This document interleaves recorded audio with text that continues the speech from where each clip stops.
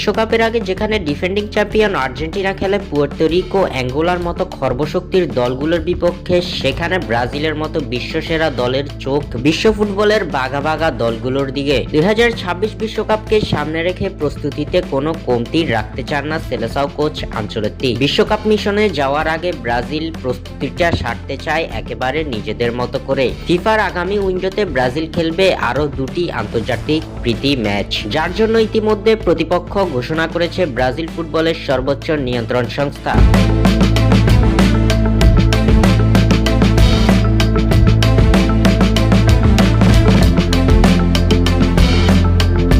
ফিফার পরবর্তী উইন্ডো হবে আগামী বছর মার্চ মাসে। বিশ্বকাপের বছরই মার্চে দুটি আন্তর্জাতিক প্রীতি ম্যাচ খেলবে 5 বারের বিশ্ব চ্যাম্পিয়নরা। মার্চের এই উইন্ডোতে ব্রাজিলের দুই প্রতিপক্ষ নিয়ে এতদিন ধোঁয়াশা থাকলেও এবার সেই ধোঁয়াশা কাটিয়েছে সিবিএফ। আগামী বছর মার্চে দুই প্রীতি ম্যাচে ব্রাজিল মুখোমুখি হবে ইউরোপের দুই জায়ান্ট দল ফ্রান্স ও ক্রোয়েশিয়ার বিপক্ষে। নিজেদের অফিসিয়াল এক্স অ্যাকাউন্টে আন্তর্জাতিক এই দুই প্রীতি ম্যাচের ঘোষণা দিয়েছে ব্রাজিল ফুটবলের সর্বোচ্চ নিয়ন্ত্রণ সংস্থা সিবিএফ।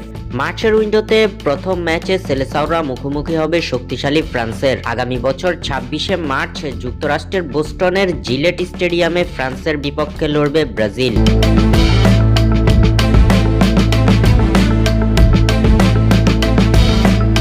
এরপর দ্বিতীয় ম্যাচে সেলেসাওরা মুখোমুখি হবে ক্রোয়েশিয়ার। আগামী 31 মার্চ অরল্যান্ডোর ক্যাম্পিং ওয়ার্ল্ড স্টেডিয়ামে অনুষ্ঠিত হবে ব্রাজিল বনাম ক্রোয়েশিয়ার মধ্যকার ম্যাচটি। ম্যাচগুলোর সময়সূচি এখনো নির্ধারণ করা হয়নি। দর্শক, বিশ্বকাপের আগে ব্রাজিলের এই ম্যাচগুলো কতটুকু গুরুত্বপূর্ণ, আপনাদের মতামত আমাদের কমেন্ট করে জানিয়ে দিন।